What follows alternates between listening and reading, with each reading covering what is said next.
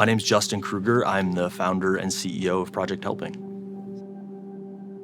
Project Helping's a nonprofit. It is an organization that is focused on innovative ways to help people improve their mental well-being. My name is Katrina, and I'm the Director of Community Programs. Our community programs team is a team of individuals who coordinate all of the in-person volunteer experiences.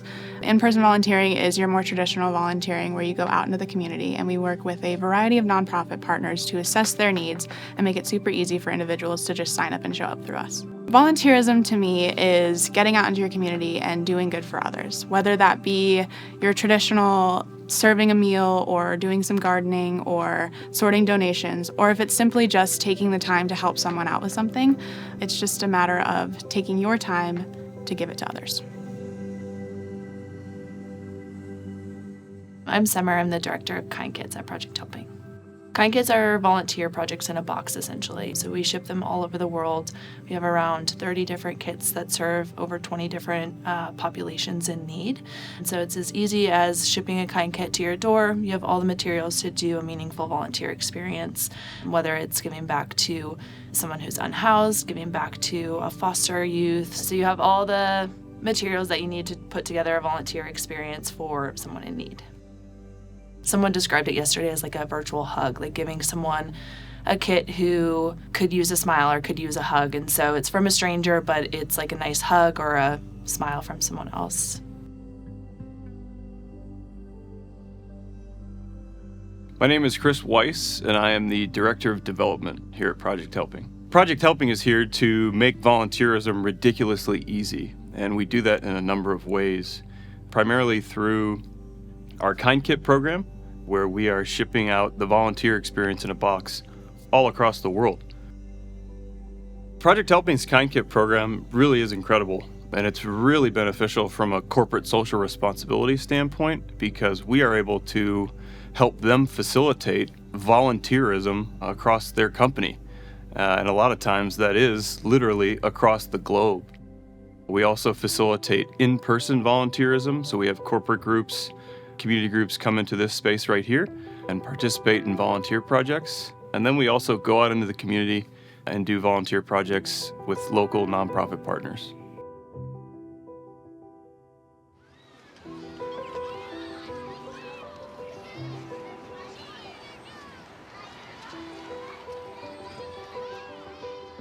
Denver Children's Home mission is to help children and families who have been through trauma and abuse heal and restore hope through therapy, education, and community-based programs. Working with Project Helping has been amazing. With them coming in and interacting with the kids, they are able to know that they are cared for by outside community members and count on seeing them twice a month. Our kids strive on structure, so knowing that, hey, they are going to see them on Tuesday and Thursday is great for them. And they also get to create that bond with the Project Helping staff, but also with volunteers who keep coming back.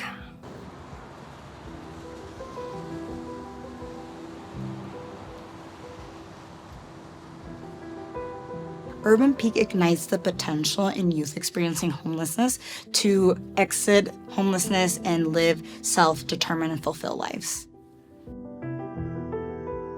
Project Helping ends up coordinating a group of volunteers to prepare sack lunches remotely and drop them off at our site.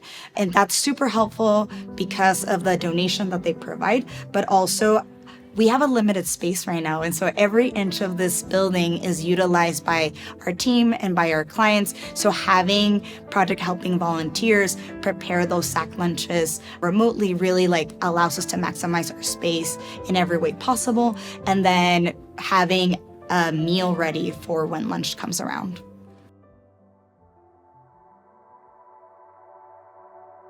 Everything we do here is focused on making it easy for people to give back because doing so is good for them.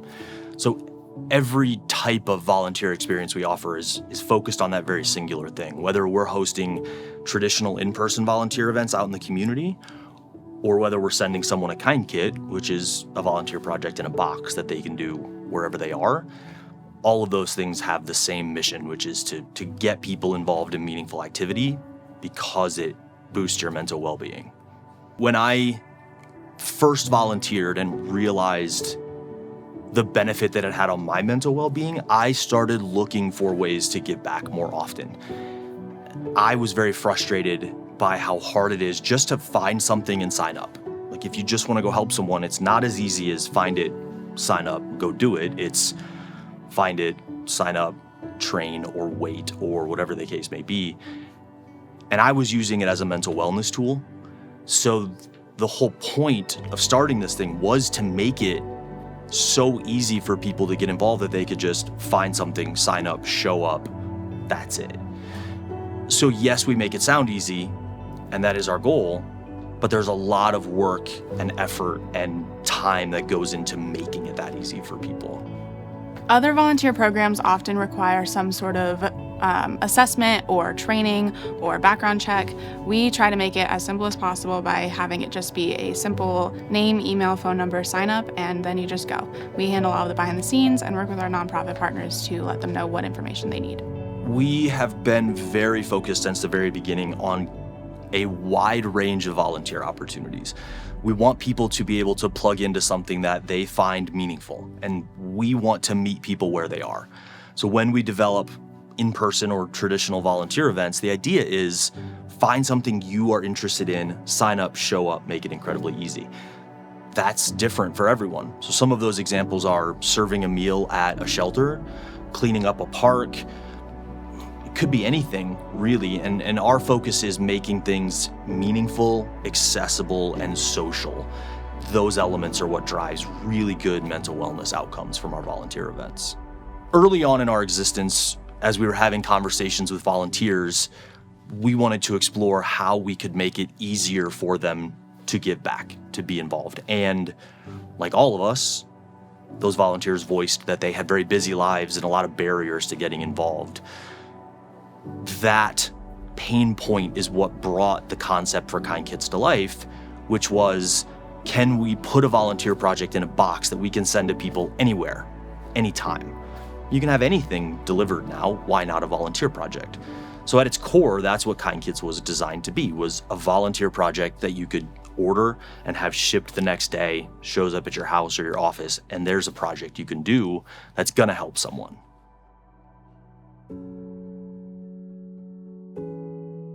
I don't remember how old Riley was when she came to me and said she was struggling.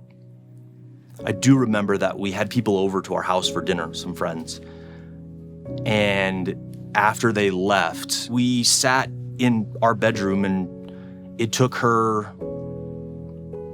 best I can recall, about 90 minutes just to get the words out. We just sat there and cried, and I tried to guess what was going on, which is a long list of potential things. And so it's funny because I knew the answer, but I was really, really terrified to say, like, are you thinking about hurting yourself? And it took me 90 minutes to ask that question, like as we just sat there. And as soon as I said it, she, I don't want to say was relieved, but kind of was relieved that like I had guessed it, because she couldn't say it.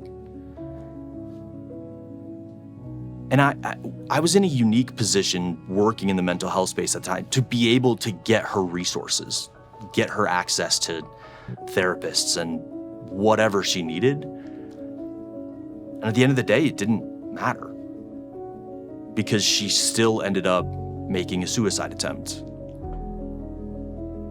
which, as someone that has struggled, and then as someone that used that struggle to try to help other people, felt like the most debilitating failure for me as a parent. Because who's going to be better suited to help their kid than I should have been? And I couldn't.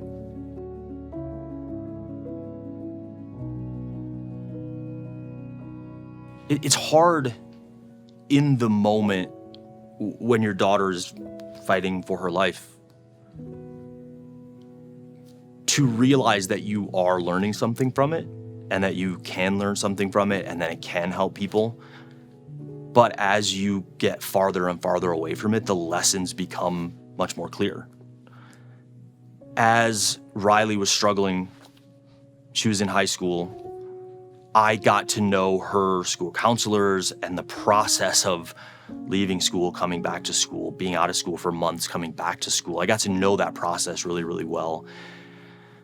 And as part of that process and as part of those conversations with her school counselors and administrators, I started to learn where the schools had some gaps in their own access to resources for kids. And it was a very organic conversation with Riley's school counselor where I learned that if Riley was struggling during the day, there wasn't always access to a resource for her at that time, like in real time, which when a kid is struggling at the level that Riley was struggling at that time, access to real-time resources is super important. Simultaneously, we had developed, as part of our Kind Kids, a teen mental health care kit, which also was sort of colored by Riley's experience and my experience with Riley. So we developed this teen mental health care kit. And I said to her counselor, I said, we have these kits, we have this resource that we'd be happy to bring in and just put in here and see what happens. Like, just see if kids use these and if it resonates with them. So we brought in some teen mental health care kits into the counseling center at the high school. We brought in 40 kits at about 1 o'clock on a Monday afternoon. And by the next morning, they were gone. The school counselor called me and she said, the kits are all gone. And I was like, what does gone mean in this context? What does that mean? But a couple kids had done them, told their friends, and organically, with no flyers, no outreach, the kits were used. And the kids were engaging with them in the way they were intended. So we brought another 100, and those didn't make it to the end of the week. So we found very organically through these conversations, through Riley's struggle, through my curiosity as a parent, that there was an opportunity there for us to help kids. And that quickly turned into our Kind Schools program, where we give teen and now youth mental health care kits both to any school that wants them, completely free. And so when you look backwards and you can connect the dots of what came from that, it makes sense, and you see the good that came from it, but you can't see it while it's happening, which is difficult. So you do the best you can in the moment, try to make the best decisions that you can, and trust that it's gonna mean something at the end of the day. If we can make volunteerism as widely accepted as a mental wellness tool as therapy, we would be successful. My hope is that the future of Project Helping is widespread acceptance and understanding that going out and doing something good for someone is an effective, meaningful mental wellness tool.